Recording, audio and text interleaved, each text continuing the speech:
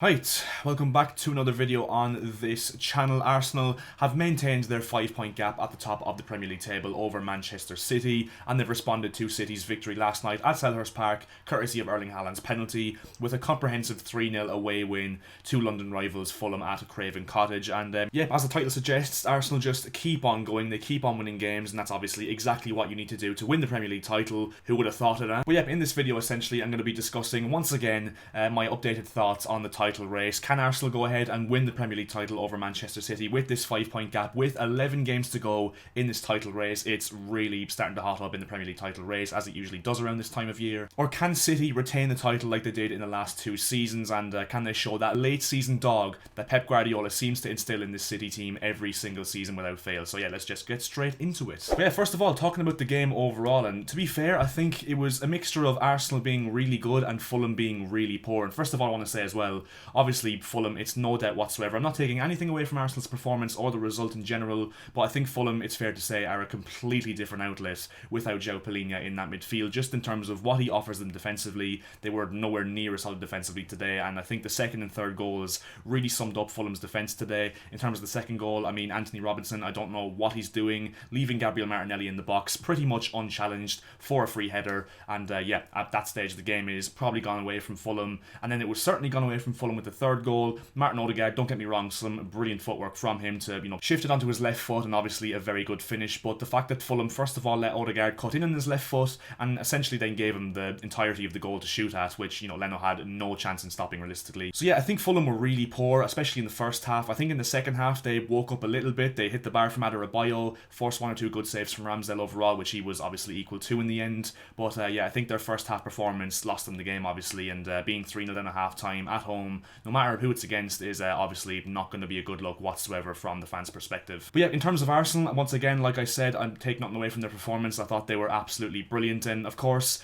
made full advantage of Fulham's mistakes and their defensive, frailties today, which I think is one thing you'd massively have to give them credit for, because there'll be a lot of teams that play against teams that perform the way Fulham did defensively today and just won't take advantage of it, and Arsenal did that to full effect today. Obviously the goals from Odegaard and from Gabriel Martinelli, and the first goal from Gabriel Magalhaes, who just loves a goal against Fulham by the looks of it. And yeah, Arsenal home and hose in the first half. To be fair, as I said, Fulham got into a little bit of rhythm in the second half, but I don't think there was any way back for Fulham realistically. And yeah, Arsenal held on to a massive away win for them, a clean sheet once again. I think they haven't conceded a goal, if I'm right in saying, in the 5 away matches they've played in London derbies this season. Obviously beat Brentford 3-0, beat Chelsea 1-0 in an absolutely shocking performance from us, but I still have fond memories of that, being at the game and just thinking, what the actual is my team. But nevertheless, we are back. But yeah, that's besides the point. We're talking about Arsenal in this video. They've also beaten, of course, Spurs away from home in the North London derby, and they obviously beat Crystal Palace 2-0 away from home at Selhurst Park on the opening day of this current season. And if I'm right in saying, I think I heard the commentators say for this game that Arsenal have become the first team in Premier League history to win 5 games away from home against London rivals without conceding a goal. So yeah, it's a massive achievement for Arsenal. As much as I hate giving Arsenal their flowers, I think that it's fair to say that this season it's been pretty hard not to, and yeah, today was another example of that. And obviously they've made it 5 wins in a row now. They've recovered from that,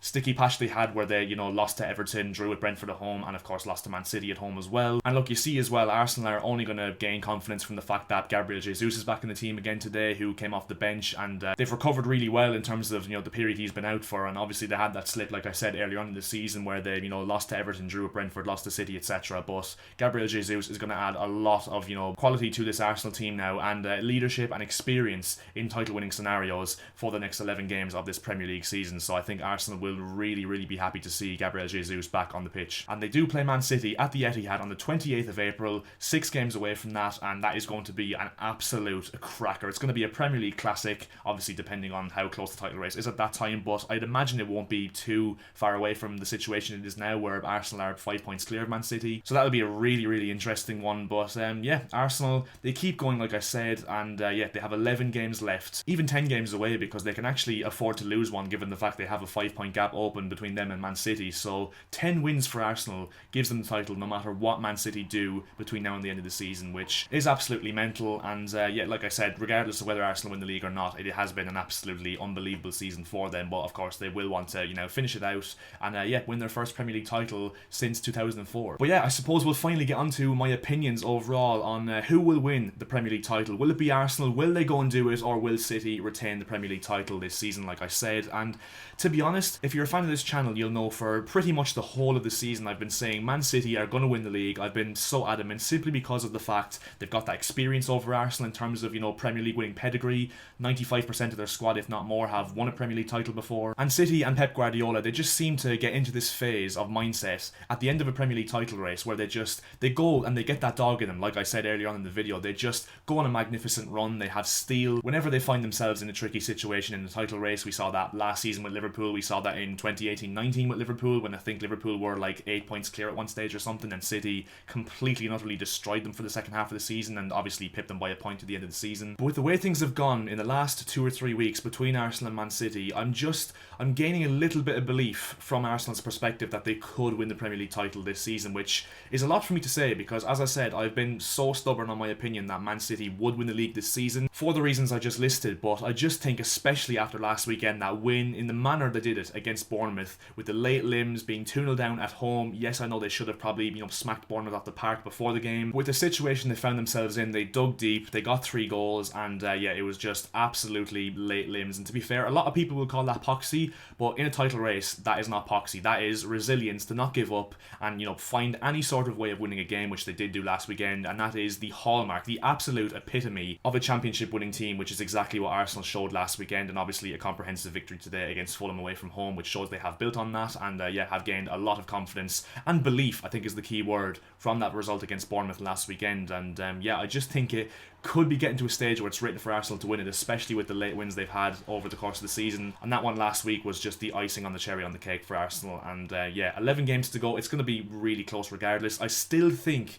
a little part of me thinks City will win it, just because I think City, like I said, have that steel, that mentality and that experience in a title race. But they haven't convinced me, I'm not going to lie, over the last few months, especially the whole season. They haven't really been that great this season, City. I mean, I know Haaland has been bagging goals and De Bruyne's been getting loads of assists, but as a team, they don't look anywhere near the team that dominated the Premier League for the last 5 or 6 years, and even still struggle against Sheikh Doucouré-less Crystal Palace team yesterday, who haven't won a game since the turn of the World Cup. So I think I'd be really worried if I was City in terms of the fact that they are kind of scraping through games right now. But yeah, like I said, City, they'll still take some doing, and I think Arsenal are going to have to win at least 8 or 9 of their games at the very, very least to clinch the Premier League title come the end of the season, because I think City will probably get into a mindset where they do win the majority of their last few games. So it's going to be a really tough title race. I'm really on the fence now. I'm really starting to sit on the fence now with this one, which I haven't done this season. So Arsenal, you're worrying me, guys. I really don't want to, as a Chelsea fan, be congratulating Arsenal on the Premier League title at the end of the season. So Pep Guardiola, City, can you just get a grip of yourselves and please just, overturn this 5-point deficit, because I cannot be,